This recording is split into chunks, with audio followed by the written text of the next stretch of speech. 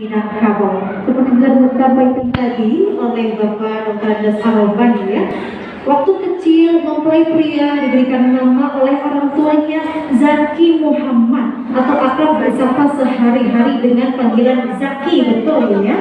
Setelah menikah, mulai hari ini Bapak dan Ibu panggillah beliau ini dengan gelarnya, yaitu Sultan Modo. Jika Bapak Ibu bertemu di mall, di kantor, di masjid, dimanapun, panggil dengan gelarnya, yaitu apa? Kita boleh tes ya, latihan ya.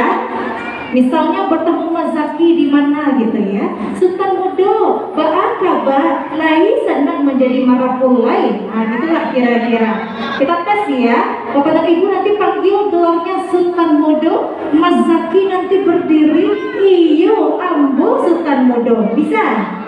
Bisa ya? Latihan atau langsung? Langsung. Oke. Siap Bapak Ibu? Kita panggil gelarnya ya. Hitungan ketiga suara yang keras ya. 1, 2, 3.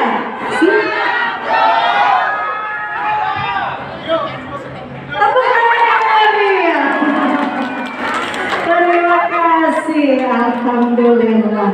Allah resmi, Allah sah menjadi orang awak nampaknya. Alhamdulillah.